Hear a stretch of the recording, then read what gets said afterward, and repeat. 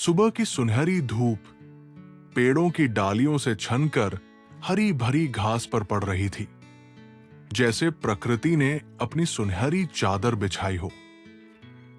एक नन्हा फुर्तीला चूहा मोटू मोटू अपने छोटे से बिल से बाहर आया। उसकी छोटी छोटी आंखें हमेशा खाने की तलाश में रहती थी और नन्ही गुलाबी नाक हर नई खुशबू को सूंघती रहती थी, जैसे दुनिया के सबसे बड़े खजाने की तलाश में हो। वो बड़ी सावधानी से चारों ओर देखता, उसकी मूंछें लगातार फड़फड़ाती रहती, हर आहट पर चौकन्ना। थोड़ी दूर पर एक खूबसूरत तीतर, जिसका नाम पंछी था, अपनी सतरंगी पंखों को इतराता हुआ घास में दाना चुग रहा था। उसकी चाल में एक अजीब सा घमंड था। अपनी सुंदरता और तेज उड़ान पर उसे बड़ा गर्व था।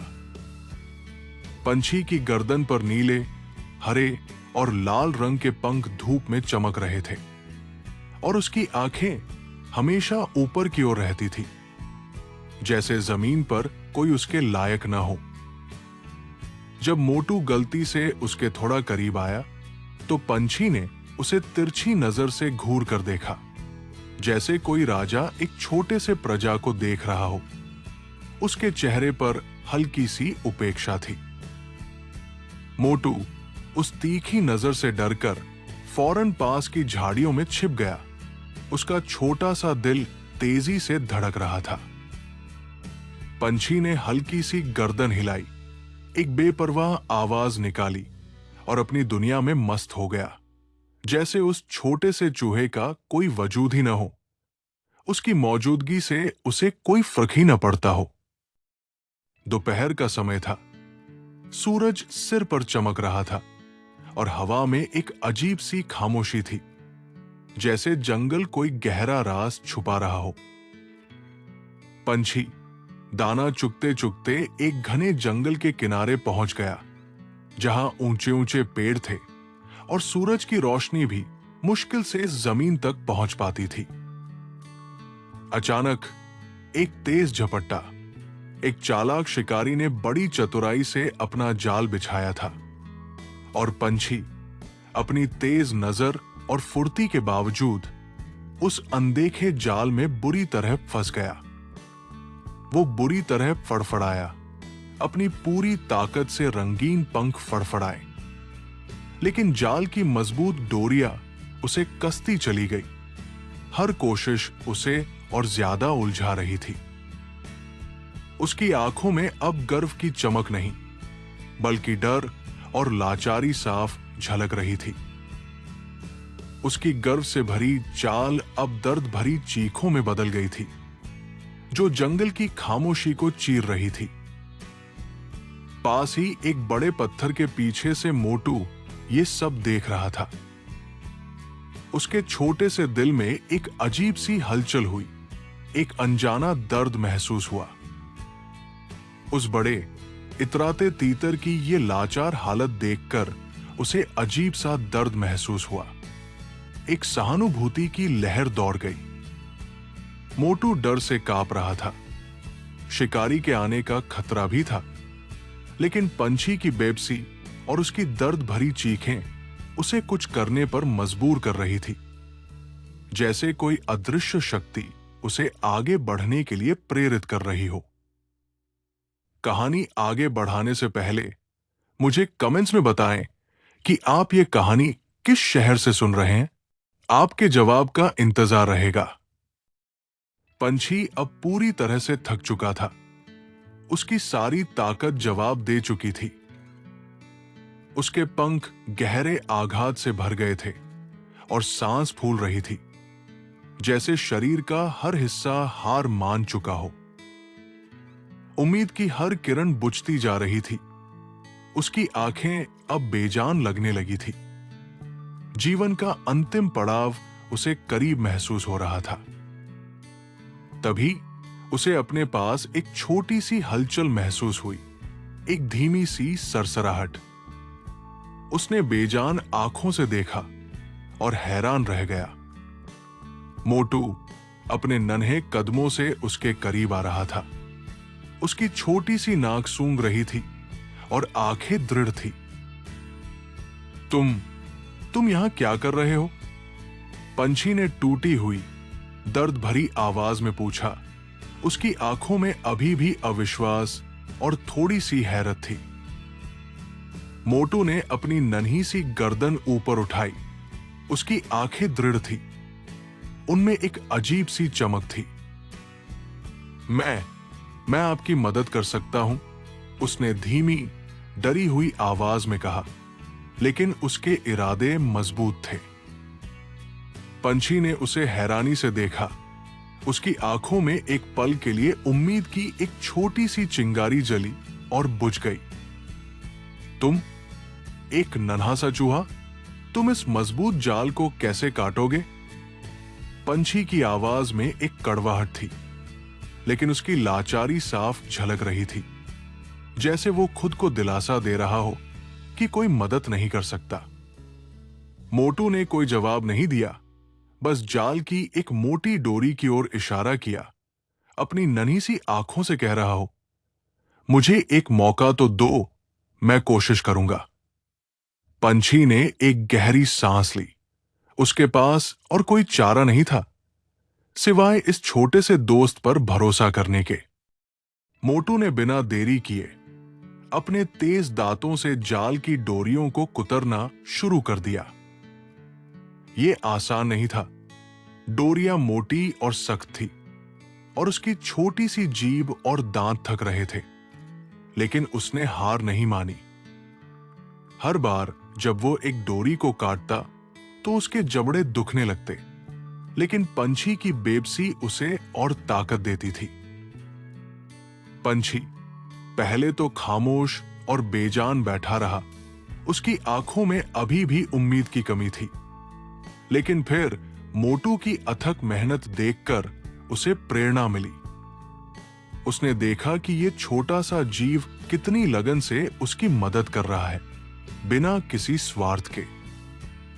पंछी ने अपने मुड़े हुए पंखों से मोटू को थोड़ी सी जगह देने की कोशिश की, या अपने शरीर को इस तरह हिलाया कि मोटू को डोरियों तक पहुंचने में आसानी हो। उनके बीच अब कोई ऊंच नीच नहीं थी, कोई घमंड नहीं था, बस एक साझा मकसद था, आजादी।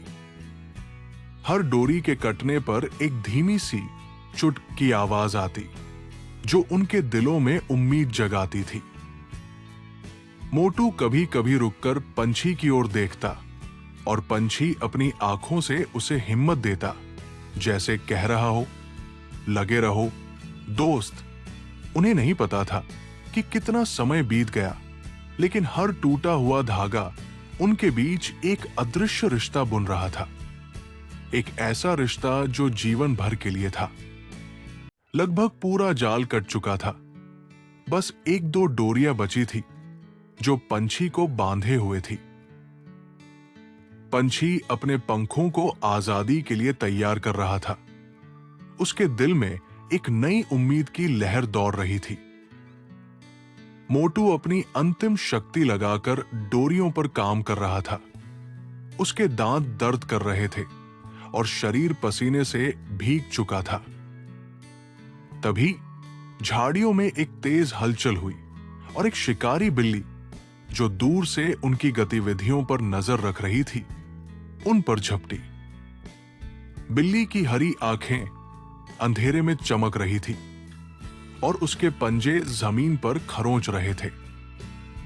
पंछी ने डरकर एक चीख मारी।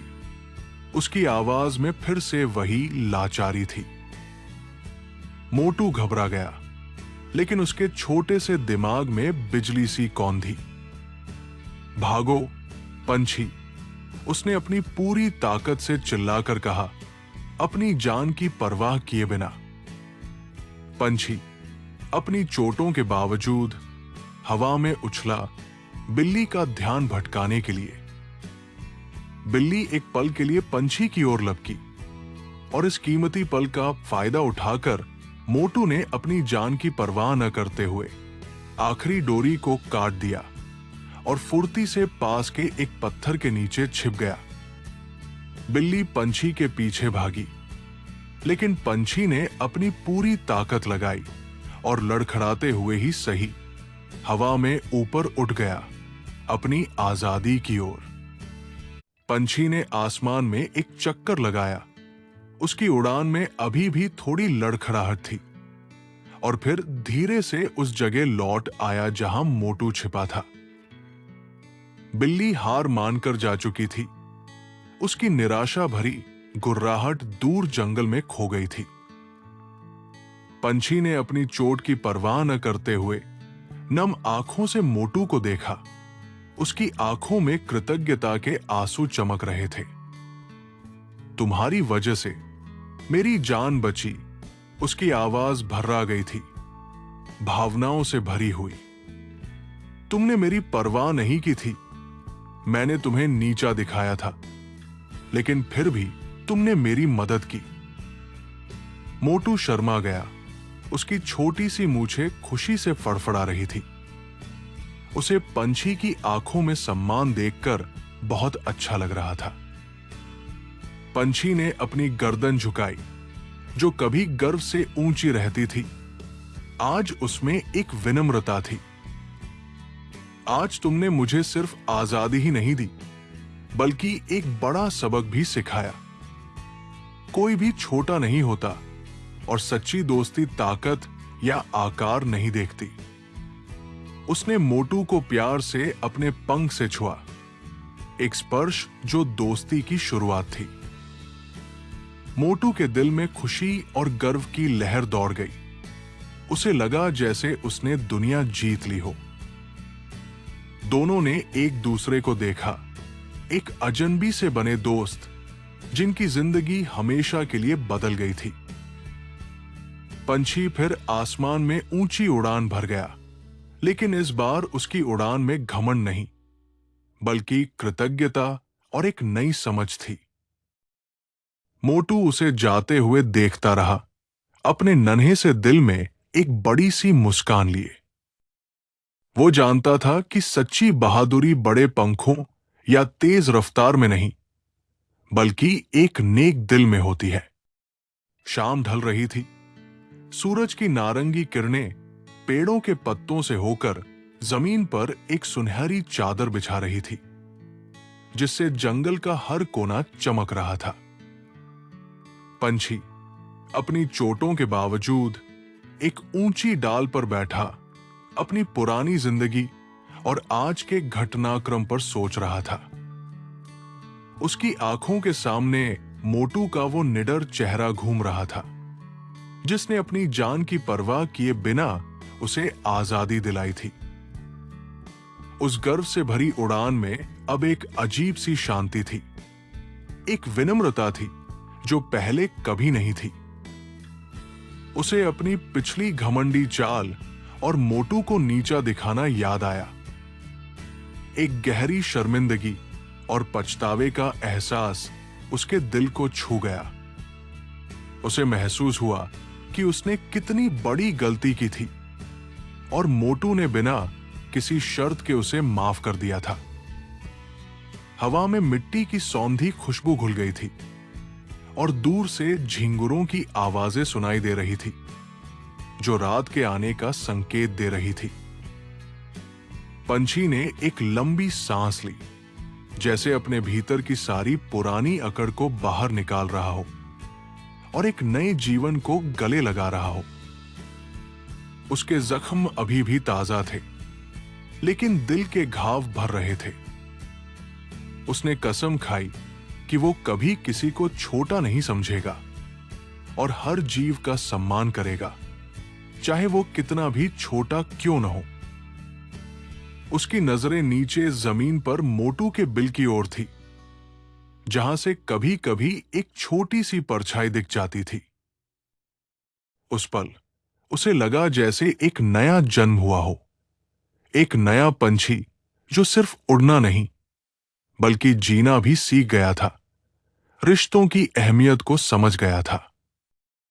उसकी उड़ान अब सिर्फ आसमान में नहीं, बल्कि रिश्तों की ऊंचाइयों में भी होगी। अगले कुछ दिन ऐसे ही बीत गए। पंछी के दिल में मोटू के लिए सम्मान और दोस्ती बढ़ती जा रही थी। पंछी रोज सुबह उस जगह जाता जहां मोटू का बिल था, बस एक नजर देखने के लिए या शायद एक दोस्त को महसूस करने के लिए। वो अब दाना चुगते हुए भी ज्यादा सतर्क रहता था, लेकिन उसका ध्यान अब सिर्फ अपनी सुंदरता पर नहीं, बल्कि आसपास के जीवन पर भी रहता था। हर छोटे जीव को सम्मान की नजर से देखता था। एक दिन उसने देखा कि मोटू अपने बिल के पास बैठा कुछ बीज कुतर रहा था, अपनी दुनिया में मस्त। पंछी धीरे से उसके करीब उतरा। अपनी आवाज में पहले वाली अकड़ नहीं थी, बल्कि एक सच्ची फिक्र थी। मोटू, कैसे हो? उसने पूछा। उसकी आवाज में एक सच्ची फिक्र और नरमी थी। मोटू चौंक गया, लेकिन फिर पंछी को अपने इतना करीब देखकर उसकी छोटी सी आंखों में चमक आ गई। खुशी से उसकी मूंछें फड़फड़ाने लगी। मैं ठीक हूं, पंछी। तुम कैसे हो? तुम्हारे जख्म कैसे हैं? मोटू ने अपनी नन्ही आवाज में पूछा। उसके दिल में भी दोस्ती का बीज अंकुरित हो रहा था, जो अब एक पौधे का रूप ले रहा था। दोनों ने पहली बार बिना किसी डर या घमंड के बातें की, अपनी कहानियां साझा की।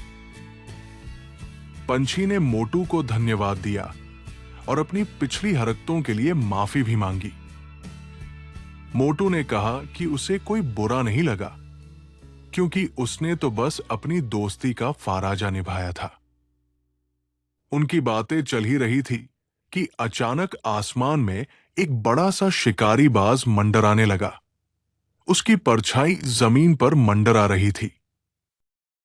पंछी ने तुरंत मोटू को इशारा किया, जल्दी से बिल में छिप जाओ। मोटू बिना सोचे समझे बिल में घुस गया और पंछी ने अपनी तेज उड़ान से बाज का ध्यान भटकाया। बाज पंछी के पीछे लगा, लेकिन पंछी ने उसे दूर जंगल की ओर खींच लिया और फिर चतुराई से चकमा देकर वापस आ गया। उस दिन उन्हें एहसास हुआ कि उनकी दोस्ती सिर्फ एक घटना नहीं, बल्कि एक मजबूत रिश्ता बन चुकी है, जो हर मुश्किल में उनका साथ देगी। उनकी दोस्ती जंगल में एक मिसाल बन गई थी, जिसकी चर्चा हर जानवर की जुबान पर थी। पंछी और मोटू अब अक्सर साथ देखे जाते थे। कभी दाना चुगते तो कभी नई जगहों की खोज करते। उनकी जुगलबंदी देखने लायक थी। जंगल के दूसरे जानवर भी हैरान थे कि एक घमंडी तीतर और एक छोटा सा चूहा इतने अच्छे दोस्त कैसे बन गए। उनकी दोस्ती ने सभी को एक नया सबक सिखाया था। एक दिन जंगल में पानी की भयंकर कमी हो गई। तालाब और नदियां सूखने लगी थी। उनकी तलहटी में दरारें पड़ गई थी और जानवर प्यास से बेहाल थे। उनके चेहरे पर चिंता की लकीरें साफ दिख रही थी। जंगल के मुखिया, एक बूढ़े और समझदार हाथी ने सभी जानवरों की सभा बुलाई, लेकिन कोई समाधान नहीं मिल रहा था। बड़े बड़े जानवर अपनी ताकत और अनुभव के बावजूद लाचार थे। उनकी आवाजों में निराशा थी। पंछी और मोटू भी उस सभा में मौजूद थे, चुपचाप सबकी बातें सुन रहे थे। उनके मन में भी जंगल के लिए चिंता थी। तभी मोटू ने धीरे से पंछी के कान में कुछ फुसफुसाया। उसकी छोटी सी नाक ऊपर नीचे हो रही थी। पंछी ने पहले तो अविश्वास से उसकी ओर देखा, फिर उसकी आंखों में एक नई उम्मीद चमक उठी, जैसे उसे कोई रोशनी दिख गई हो। उसने सभा में खड़े होकर अपनी विनम्र आवाज में कहा, मुखिया जी, हमें एक रास्ता सूझा है। सभी जानवर हैरान रह गए। उनकी नजरें पंछी पर टिक गई। पंछी ने बताया कि मोटू ने एक पुरानी सूखी हुई नदी के तल में एक ऐसी जगह देखी है जहां थोड़ी नमी है और अगर सब मिलकर वहां खुदाई करें तो शायद पानी मिल सकता है। मोटू ने अपनी छोटी सी नाक से सूंघकर उस जगह का पता लगाया था। उसकी सूंघने की शक्ति बहुत तेज थी। बड़े जानवरों को पहले तो यकीन नहीं हुआ कि एक चूहे की बात पर भरोसा कैसे किया जाए, लेकिन पंछी के भरोसे और मोटू की दृढ़ता ने उन्हें मना लिया और सभी ने एक साथ काम करने का फैसला किया। सभी जानवरों ने मिलकर मोटू द्वारा बताई गई जगह पर खुदाई शुरू की। उनकी सामूहिक शक्ति और उम्मीद ने जमीन को खोदना आसान बना दिया था। पहले तो सिर्फ सूखी मिट्टी निकल रही थी, जिससे कुछ जानवरों को संदेह होने लगा था। लेकिन जैसे जैसे वे और गहरे खोदते गए, मिट्टी में नमी बढ़ती गई, जिससे उनकी उम्मीदें भी बढ़ती गई। मोटू अपनी नन्ही नाक से लगातार दिशा बताता रहा। उसके चेहरे पर दृढ़ संकल्प था और पंछी अपनी उड़ान से ऊपर से निगरानी करता रहा ताकि कोई खतरा ना हो और जरूरत पड़ने पर मदद कर सके। कुछ घंटों की कड़ी मेहनत के बाद जमीन से पानी का एक छोटा सा सोता फूट पड़ा। उसकी कलकल की आवाज जंगल में संगीत की तरह गूंज उठी। पानी देखकर जानवरों की खुशी का ठिकाना नहीं रहा। उन्होंने एक साथ खुशी से चिल्लाया और तुरंत पानी पीने के लिए दौड़ पड़े। उनकी प्यास बुझ गई थी। जंगल में जीवन एक बार फिर लौट आया था और इसका श्रेय मोटू और पंछी की अनोखी दोस्ती और समझदारी को जाता था। जंगल के मुखिया हाथी ने सार्वजनिक रूप से मोटू और पंछी की सराहना की, उनकी बहादुरी और बुद्धिमत्ता की प्रशंसा की। आज तुमने हमें सिखाया कि कोई भी छोटा या बड़ा नहीं होता। हर किसी में कुछ खास होता है और जब हम मिलकर काम करते हैं तो कोई भी मुश्किल नामुमकिन नहीं रहती। पंछी ने विनम्रता से सिर झुकाया। उसके दिल में गर्व और संतोष था और मोटू खुशी से फूला नहीं समा रहा था। उसकी छोटी सी पूंछ खुशी से हिल रही थी। उनकी दोस्ती अब सिर्फ एक कहानी नहीं, बल्कि जंगल के लिए एक प्रेरणा बन चुकी थी। एक ऐसा सबक जो पीढ़ी दर पीढ़ी याद रखा जाएगा। वे दोनों हमेशा साथ रहे, एक दूसरे की ताकत और कमजोरी को समझते हुए, और जंगल के हर जीव के लिए ये संदेश छोड़ गए कि सच्चा रिश्ता दिल से बनता है, न कि आकार या दिखावे से। सूरज की अंतिम किरणें उन पर पड़ रही थी, जैसे प्रकृति भी उनकी इस अनूठी दोस्ती का सम्मान कर रही हो और उनकी कहानी को हमेशा के लिए अमर कर रही हो।